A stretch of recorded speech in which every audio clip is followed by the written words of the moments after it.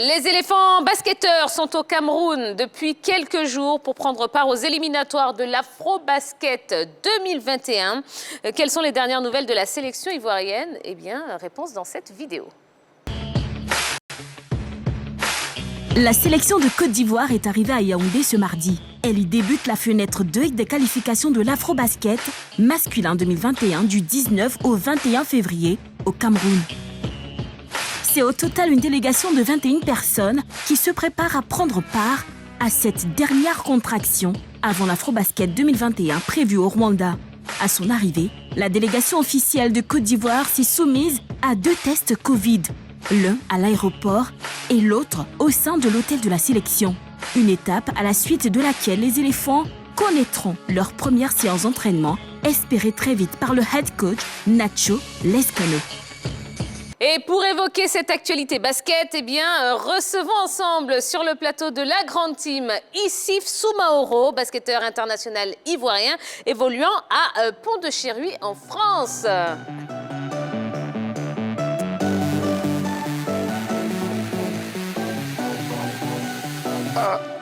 Bonsoir, Issif Soumaoro. Comment allez-vous? Très bien, dans la chaleur, mais très bien. Ah, ben écoutez, ça fait du bien quand même de reprendre quelques couleurs, de bien manger aussi, hein, parce qu'en France, c'est pas top en ce moment. Hein. Bon, ça va quand même, hein, je vais pas me plaindre, mais ça va. Ouais. Alors, ben écoutez, merci d'avoir accepté l'invitation. Hein, alors, c'est vrai que vous n'êtes pas au Cameroun avec le reste de l'équipe. Vous êtes ici à Abidjan pour des raisons personnelles qu'on ne va pas évoquer, et vous allez justement nous servir de relais entre l'équipe et nous qui sommes ici. Vous avez eu un petit peu de contact avec eux? Oui, ben en fait, là, je suis dans le groupe WhatsApp de l'équipe. Donc, en fait, j'ai les infos tous les jours. Je sais qu'ils sont bien arrivés, que les tests Covid ont été assez compliqués. Eh bien, on a vu les images. Mais sinon, ouais, ils sont bien arrivés, ils sont focus sur l'objectif. Donc, d'arriver premier. Mais justement, une victoire pour pouvoir participer à cet Afro-Basket au Rwanda, c'est faisable ou pas selon vous? Oh, bien sûr que c'est faisable, bien sûr. Mais après, on ne va pas s'arrêter à une seule victoire. Le but, c'est vraiment de tout gagner pour être dans le chapeau pour le tirage de la Coupe d'Afrique. Absolument. Alors, la Côte d'Ivoire, donc, qui a juste besoin d'une seule victoire pour se qualifier, sans injure aux adversaires, est-ce qu'on peut dire que la mission est quasi acquise? Normalement, puisque déjà ces 3 équipes, nous les avons déjà rencontrées lors de la première fenêtre, nous avons battu ces 3 équipes, donc normalement ça ne devrait pas poser de problème. Maintenant, nous sommes au sport, tout peut arriver au sport. Les équipes que vous avez battues hier peuvent se réveiller pour essayer de vous mélanger un peu les calculs. Donc il va falloir faire très attention du côté des Ivoiriens pour ne pas tomber dans la facilité, pour ne pas croire que déjà tout est déjà fait. Il faut se concentrer et remporter ne serait-ce que d'abord une première victoire. Et puis après, le reste, on verra comment ça va se passer. Ça sera aussi peut-être l'occasion pour l'entraîneur de voir en œuvre certains joueurs qui viennent d'arriver, les nouveaux, et surtout ceux qui n'ont pas joué il y a longtemps, de les voir à l'œuvre et en vue de mieux préparer un groupe pour l'Afro-Basket, si bien sûr on est qualifié. Exactement. Oui, quasiment qualifié, oui, on va le dire, avec beaucoup d'optimisme d'ailleurs, parce qu'on a quoi sur la première fenêtre, 3 matchs, 3 victoires, 6 points, si mes calculs sont bons. On a battu quasiment toutes les équipes, Cameroun, Guinée équatoriale. Et sur le calendrier qu'on a, on commence avec l'équipe de la Guinée. Ensuite, ce sera la Guinée équatoriale. Et puis l'équipe peut-être la plus difficile, le Cameroun sur la 3e journée. Donc le calendrier en lui-même, il est bon. C'est de faire tout de suite un bon résultat sur le premier adversaire qui est la Guinée. Enchaîner avec la Guinée équatoriale et puis peut-être laisser voir un peu l'équipe du Cameroun. Donc sur le calendrier, oui. Sur le classement actuel, oui. Maintenant, les interrogations, on va peut-être avoir un élément de réponse. C'est quelle a été la qualité, le contenu de la préparation de notre équipe nationale, quel est le mental actuel de l'équipe nationale en terre camerounaise. Quand on a vu ce qui s'est passé dernièrement au CHAN avec l'équipe de la RDC, bon, on a envie de savoir tout ça. Est-ce que vous avez bien préparé cette compétition? Est-ce que tous les joueurs en provenance des États-Unis, de l'Europe, il y a une belle osmose dans l'équipe? Est-ce que Konaté, Stéphane, le seul kéké au plan local? Non, ils sont deux maintenant. Bon, d'accord, autant mieux pour moi. Est-ce que tout ça, il y a un bon groupe, l'engrenage est bon pour nous permettre de confirmer une seule victoire par rapport au tournoi qui arrive? Ben, Ça fait moi- beaucoup de questions à la Oui, fois. ça fait beaucoup de Relais questions. Stéphane. C'est juste voir Non. qu'est-ce qui se passe. Voilà. Ben, je pense que tout le monde est dans l'objectif de se qualifier. En fait, je pense que l'objectif numéro 1, c'est la qualification à l'Afrobasket parce que ces dernières années, la Côte d'Ivoire n'a pas manqué un rendez-vous. Donc, je pense que tout le monde a le même objectif. Après, deuxièmement, en parlant de cette osmose, nous, on sait très bien, dès qu'on arrive en équipe de Côte d'Ivoire, on est tous contents. On est contents d'être avec nos copains parce qu'avant d'être des coéquipiers, ce sont des amis et des frères.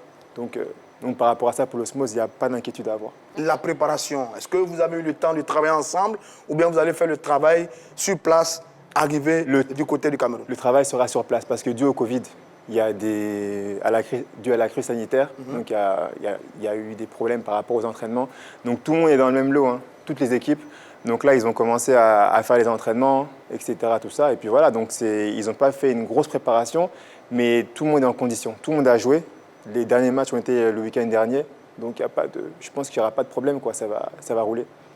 Alors, il y a une sorte de revanche de la part des Camerounais en ce qui concerne l'équipe ivoirienne. Déjà, l'accueil, comment ça s'est passé quand ils sont arrivés? Ils ont été accueillis dans de bonnes conditions ou on a essayé de titiller un peu les Ivoiriens comme lors de la première fenêtre? Non, ça a été mieux. Ça a été mieux ça a été mieux. Ils ont été bien accueillis. Et puis, c'est clair que c'est vraiment, on va dire, des rivales. Hein. Ouais. Donc voilà, mais honnêtement, on a l'ascendant psychologique sur eux, vu qu'on a gagné le dernier match. Donc voilà, il faut être positif. Mais quel est l'adversaire à craindre dans la poule? Guinée équatoriale, Cameroun? Non, c'est le Cameroun. Cameroun. C'est le Cameroun, ouais. C'est le Cameroun. D'accord. Parlons de la Guinée, tiens. Quels sont puisque c'est le premier adversaire qu'on va affronter donc demain, quels sont les points forts de cette équipe guinéenne? Alors là, je ne suis pas dans le groupe. Alors je ne pourrais pas donner plus d'infos que ça. Mais honnêtement, on sait que toutes les équipes africaines sont vraiment physiques, agressives en défense. Et puis voilà, donc je pense que la première consigne, ce sera de prendre le moins de points et d'essayer de marquer le plus de points possible pour gagner ce match-là. Déjà, il faut dire qu'au match aller, hein, la Côte d'Ivoire s'était imposée face à cette équipe de la Guinée 58 à 50. C'était le 21 février 2020. C'est vrai que quand on regarde un peu l'écart qu'il y a entre le score entre ces deux nations, quand même c'est 8 points. 4 paniers. 4 paniers, donc ça veut dire que ça a été quand même un match assez disputé, assez tendu. 3 s'il y a des 3 points. Ouais, s'il y a des 3 points, oui.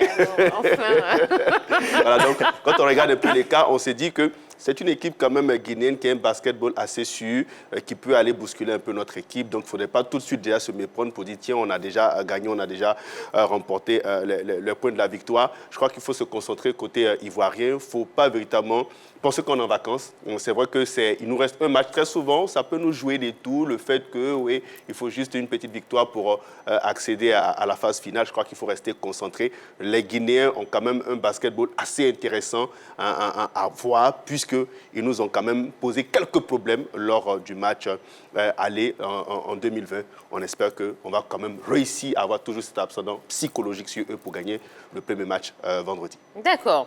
Alors, à défaut de parler de l'équipe guinéenne, parlons de cette équipe des éléphants basket. Quels sont les points forts de notre équipe? Les points forts, ils sont multiples. Je pense que vraiment, on est une très bonne équipe. Ça veut dire que sur tous les plans, offensifs, tous les postes, on a beaucoup de bons joueurs.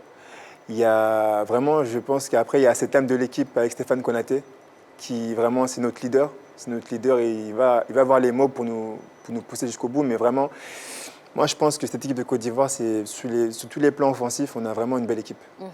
Si on doit comparer cette équipe, l'équipe donc 2020-2021, à l'équipe, par exemple, allez, remontons à l'Afrobasket 2013 qui s'est jouée ici à Abidjan, laquelle est la plus susceptible d'aller le plus loin dans la compétition? Oh là là, ça c'est une question piège. Hein. Honnêtement, ouais, c'est une colle. Après, moi, j'étais présent pendant l'Afro-Basket 2013. Je trouvais qu'on avait vraiment une très belle équipe. Honnêtement, une très très belle équipe avec Amagou, Solo Diabaté, Hervé Lamizana, et j'en passe. Je ne sais pas quoi dire, mais honnêtement, pour moi, je choisirais l'équipe de 2013. Oui. Voilà. D'accord. Alors, il y a des jeunes quand même qui viennent d'arriver dans cette équipe. Bien sûr. Notamment celui qui vient de la Tunisie, dont le nom m'échappe un peu, celui qui joue en Tunisie. Au niveau, c'est vrai, on a l'habitude de voir au niveau des éléphants de Côte d'Ivoire en ce qui concerne le foot. Oui, bien sûr. Pour les nouveaux, quand même, il y a cette petite manière à eux, aux joueurs, de faire intégrer, de permettre aux nouveaux de mieux se sentir. Au niveau du basket, comment ça se passe quand un nouveau arrive? Est-ce qu'il y a un bisoutage? Non, il n'y a pas un bizutage, mais honnêtement, comme je disais, on a un joueur qui s'appelle Stéphane Konaté, qui apprécie de tout le monde. Il met l'ambiance. Il met l'ambiance et c'est lui qui accueille les... Dès qu'il y a un nouveau qui ne parle pas beaucoup, c'est le premier qui va dire « mais qu'est-ce qu'il y a, il y a un problème, tu ne nous aimes pas, etc. » Tout ça. Donc vraiment, c'est l'âme de l'équipe, honnêtement. Et c'est l'âme de l'équipe, ça a été l'âme depuis des années. Alors, sur la compétition de façon générale, le Nigeria a fait très fort dans la poule D. 4 matchs, 4 victoires. C'est le deuxième pays qualifié après le pays organisateur qui est le Rwanda qui vient. Est-ce que sur cette compétition qui vient, il y a un message très fort à envoyer aux autres adversaires par rapport à la compétition qui vient? Parce que là, le Nigeria a fait très très fort et c'est l'une des meilleures équipes du continent. Bien sûr, comme j'ai dit il n'y a pas si longtemps que ça, le but c'est de gagner tous les matchs. On gagne tous les matchs, on envoie un message très fort et aussi on sera, comme j'ai dit, on sera dans le chapeau. Comme ça au moins on ne peut pas tomber dans une poule, du moins dans une poule avec beaucoup de gros adversaires, des grosses nations. Donc le but c'est de gagner tous les matchs et voilà, d'envoyer un fort message. Issif Soumaoro, on va parler de vous, hein, de votre carrière. Vous évoluez donc à Pont-de-Chéruy en N1, ce qui serait l'équivalent de la 3e division. Pourtant, il n'y a pas si longtemps, vous étiez en Pro A hein, à Strasbourg. Qu'est-ce qui explique, allez, je vais être un petit peu méchante là pour le coup, cette régression? Oui. Ben, qu'est-ce qui explique? C'est, il y a déjà aussi les blessures, le manque de temps de jeu. Parce qu'en étant sportif, le plus important, c'est de jouer. C'est ça le plus important. Et puis voilà, donc là, j'ai tout résumé. Donc c'est ça, des choix. Et je pense, pour moi, pour ma part, c'est mieux de jouer, par exemple, une trentaine de minutes sur 40 en National 1 que de jouer 10 minutes en Pro A, voire un peu moins. Donc voilà, le choix est vite fait. Quelles sont vos ambitions aujourd'hui? Mes ambitions aujourd'hui, honnêtement, c'est... je vais parler des ambitions nationales, hein, plus nationales que personnelles. C'est gagner la Coupe d'Afrique avec la Côte d'Ivoire. C'est vraiment un objectif personnel qui m'est à cœur. On a les moyens d'y arriver? Bien sûr. On a l'équipe pour, on a la force pour, on a bien tout sûr, pour? Bien sûr. Moi, je suis à 100% d'accord qu'on on a tous les éléments pour y arriver. Parce qu'on est une équipe relativement jeune quand même. Si Stéphane Konaté est le leader, ça veut dire qu'on est une équipe relativement jeune. Oui, mais la jeunesse ne veut pas dire manque d'expérience. D'accord. On a des très bons jeunes qui vont devenir des très bons joueurs, qui sont déjà des très bons joueurs. Donc là, pour ça, je pense qu'il y a pas... C'est l'objectif et on va y arriver. Mais justement, qu'est-ce qu'il faut à cette équipe pour qu'elle puisse gravir cette marche d'aller remporter C'est de jouer beaucoup de matchs ensemble. En fait, c'est ça, c'est le vivre ensemble. C'est ça, en fait, de jouer beaucoup de matchs ensemble, d'avoir l'expérience ensemble. Et puis, c'est ça qui va faire que l'équipe va grandir. Vous parlez de bonne ambiance. On a dit que à la Coupe du Monde en Chine, en 2019, eh bien, il y a eu une petite cassure après, à un moment donné. Qu'est-ce qui s'est véritablement passé à cette période? Au staff médical, au coach surtout. C'est vraiment eux les chefs d'orchestre. Donc sans eux, on ne peut pas jouer. Et les anciens joueurs autour de vous, Amalama Blaise, bien sûr. Abou Bakayoko, tout ça. Bien sûr. L'environnement est clé, les tests exactement, sont oui. Non, je pense que on a vraiment besoin d'eux. C'est eux la base de tout ça. Sans eux, on ne peut rien faire. Il y a un nouveau président de la fédération depuis quelques temps. Qu'est-ce que vous pensez de cette nouvelle fédération qui s'est mise en place? Moi, je suis content de cette fédération. Je n'ai pas eu l'occasion encore de longuement discuter avec lui. Mais en tout cas, les premières choses qu'il a réalisées, pour moi, sont vraiment positives. Et ça ne peut que continuer, quoi. Alors justement, parlons de cette nouvelle fédération. Quand même, des actions ont été entreprises pour permettre au basketball ivoirien de repartir de plus belle, notamment l'appel de certains anciens, comme il a cité Amalama Blaise, mais aussi Dao Malik au niveau de l'extérieur. Vous, dans quelques années, quand vous allez rapprocher, si on vous appelait au niveau de la fédération, la réponse serait quoi? Ce serait oui, un grand oui même. Je viendrai en courant. Donc, non, c'est vraiment, moi, je garderai toujours des bons souvenirs de cette équipe nationale, et vraiment, ce serait un plaisir de pouvoir les aider. Et ça, il n'y a aucun souci pour ça, quoi.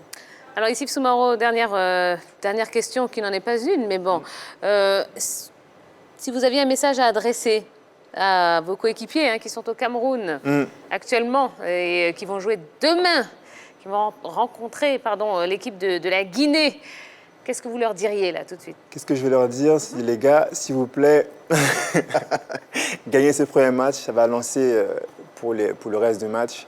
Et en tout cas, j'ai une grosse confiance en vous et puis je vous souhaite le meilleur. Donc, voilà. Eh bien voilà, merci beaucoup Issif Soumaoro, merci d'être venu sur le plateau de la Grande Team. Merci à vous. On espère vous revoir très très bientôt hein, et puis on vous souhaite beaucoup de réussite, beaucoup de succès hein, dans votre nouveau club. Merci beaucoup, c'est gentil. Et voilà, et puis amusez-vous bien à Abidjan. Hein. Merci beaucoup, c'est gentil. Vous repartez très vite, mais c'est vrai, mais bon. C'est pas grave. C'est comme ça. C'est toujours bon à prendre. Exactement, c'est ça. Voilà. Okay. Allez.